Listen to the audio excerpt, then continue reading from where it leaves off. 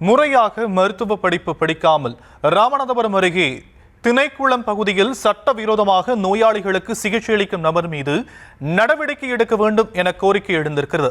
இது பற்றிய விவரங்களை நம்முடைய செய்தியாளர் பூபேஷ் சந்திரன் வழங்க நாம் கேட்கலாம். பூபேஷ் சந்திரன், விரிவான விவரங்கள் என்ன? வணக்கம் ஷியாம். ராமநாதபுரம் மாவட்டம் திணைக்குளம் பகுதியில் பிஃபார்ம் மட்டுமே முடித்த ஸ்ரீராம் என்பவர் அந்த பகுதியில் மெடிக்கல் நடத்தி வர்றாரு.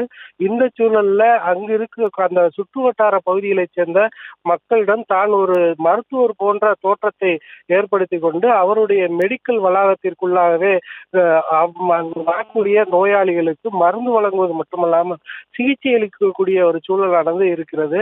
ராமநாதபுரம் அடுத்த திருப்புலானி பகுதியில் மிகவும் பின்தங்கிய கிராமத்தைச் சேர்ந்த மக்கள் வசித்து வரக்கூடிய சூழலில் அவர்களுடைய உயிருக்கு ஆபத்தையும் அச்சுறுத்தலையும் விளைவிக்கும் விதமாக இது போன்ற போலியாக மருத்துவமனை நடத்தி வரக்கூடிய அந்த ஸ்ரீராம் என்பவர் குறித்து நடவடிக்கை எடுக்க வேண்டும் என கோரிக்கை எழுந்திருக்கிறது. இது தொடர்பாக நியூஸ் தமிழ் செய்திக்குழு வாயிலாக அந்த சுகாதாரத்துறை இணை இயக்குநரிடம் 3 நாட்களுக்கு முன்பாகவே புகார் அளித்தும் கூட இதுவரை எந்த நடவடிக்கையும் எடுக்கப்படவில்லை. எனவே வேற யாருக்கேனும் உயிரிழப்பு ஏற்படும் முன்பாக இந்த விவாதம் மாவட்ட நிர்வாகமும் சுகாதாரத்துறை அதிகாரிகளும் உரிய நடவடிக்கை எடுக்க வேண்டும் என்ற கோரிக்கையானது எழுந்திருக்கிறது. ஷியாம்,